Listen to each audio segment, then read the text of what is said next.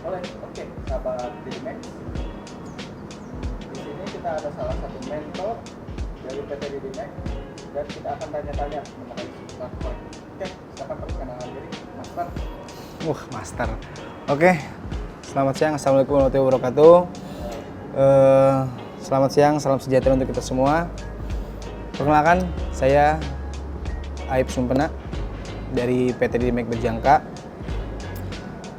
Di sini saya sebagai mentor, termasuk mentor juga dari PT Didimax.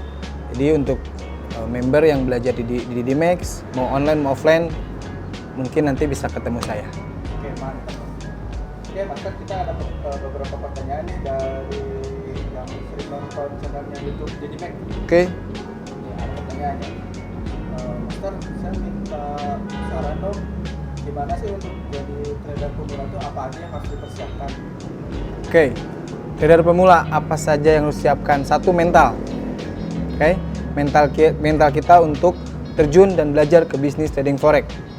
Yang kedua, kemauan untuk kita belajar, kemauan kita untuk memulai. Cuma misalkan kita ada punya dana, tapi kemauan belajar dan memulai tidak ada. Nah, itu harus ada dalam diri untuk para newbie atau pemula.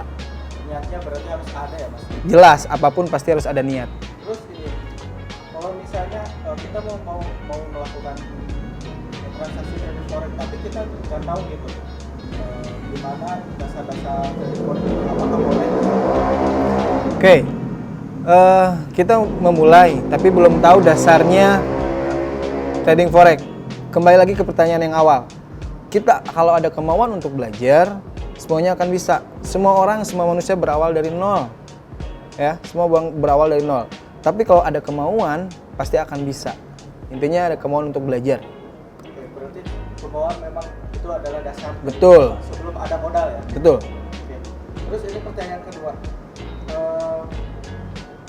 Apa kita harus berpikir realistis untuk melakukan trading forex atau cuma ekspektasi kita aja gitu? Kita pengennya tuh tiba-tiba langsung, misalnya punya modal $10, jadi lu pengen punya langsung naik ke atas tiba-tiba jadi $100, apakah itu mungkin? Gini ya, di dalam ini bisnis trading forex, kita perlakukan seperti bisnis. Nah, untuk target, mungkin target pencapaian, misalkan kita modal 10.000, ingin ke 20.000. Memang tidak menutup kemungkinan itu bisa terjadi. Tapi di setiap bisnis akan ada kerugian, pasti ada kerugian. Kalau kita target misalkan 100% atau 50% per bulan, kita juga harus siap dengan resiko yang akan terjadi di kemudian hari. Justru itu, kalau mindsetnya kita pembisnis, mindset kita bukan gambling, per bulan kita tidak harus nyari yang besar-besar. Kecil tapi konsisten itu lebih aman daripada target besar tapi resikonya juga besar. Berarti kita juga harus lihat ke depannya seperti apa. Betul. Oke, ini pertanyaan selanjutnya, Mas. Yuk. Mungkin apakah penting money management dalam trading forex? Berbicara dengan money management, kita logikanya seperti ini aja. Bisnis konvensional, bisnis apapun perlu money management. Dan trading forex juga jelas perlu money management. Dalam artian kita punya modal nih, kita punya modal 100 juta. Apakah dengan modal segitu kita harus tradingkan langsung dengan modal 100 juta? Ataupun misalkan contoh kita buka warung kelontongan dengan modal 100 juta. Apakah kita harus dengan modal semuanya kita belanjakan misalkan kebutuhan kelontongan 100 juta? Nggak mungkin kan? Jadi ada hitungannya. Kita modal 100 juta, berapa persen yang harus kita keluarkan?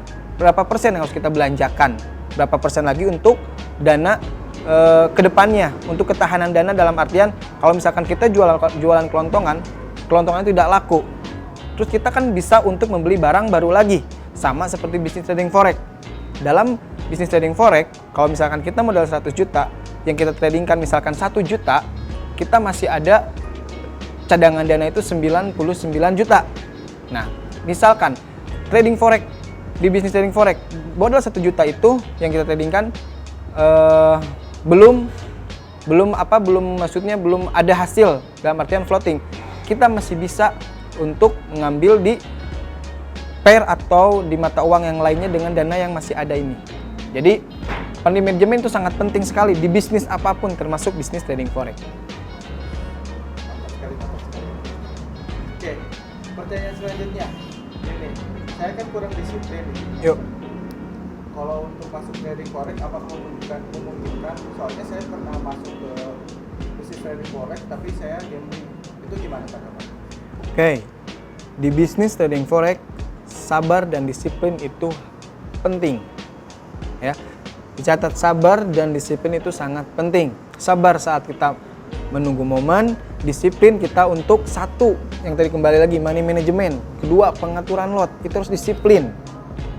Kalau misalkan belum disiplin ya kita harus tahu, misalkan kita mengalami misalkan kerugian. Nah, kerugian itu jadikan pelajaran buat kita, apakah kita tidak sabar, apakah kita tidak disiplin. Oke, jadi di dalam bisnis trading forex ini sabar dan disiplin, apalagi disiplin itu sangat penting sekali.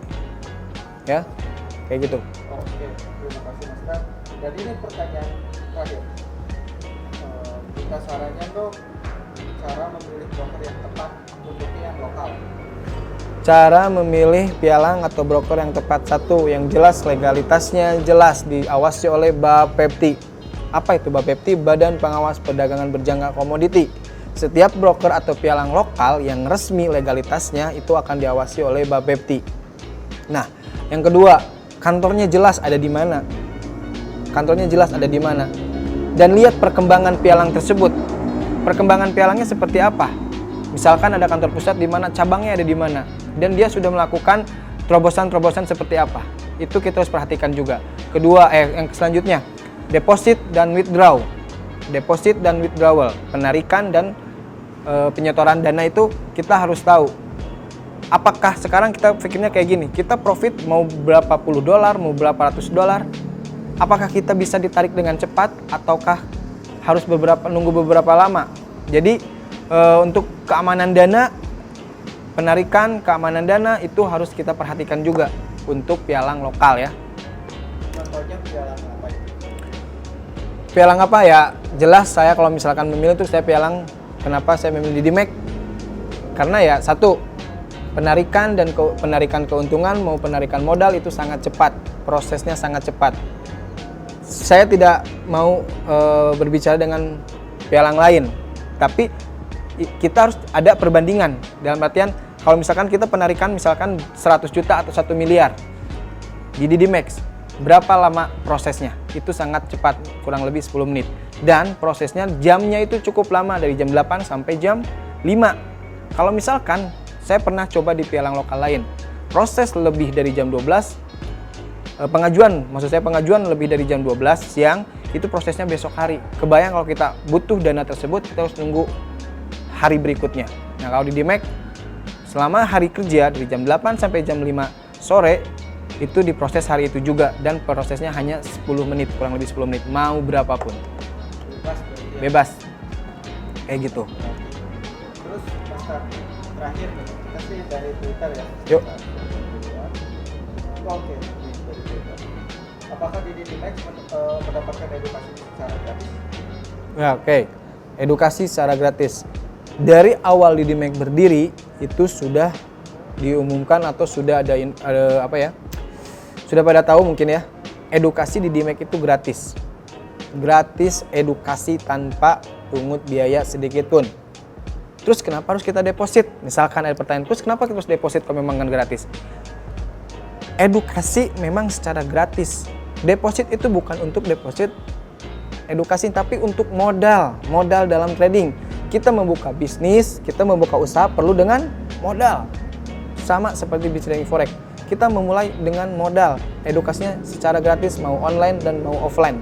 Itu diberikan secara gratis oleh DidiMax kepada masyarakat, khususnya kepada member DidiMax yang trading di pialang DidiMax. Oke, berarti kita sudah menjawab semua ya, Mas Arya. Oke. Pertanyaan-pertanyaannya, mungkin teman-teman yang ingin bertanya lebih lanjut lagi bisa langsung masukkan ke dalam komen di YouTube kami. Jangan lupa untuk like dan subscribe juga ya. Oke. Terima kasih atas waktunya, Master. Yuk, Oke, sama. DidiMax. We are number one.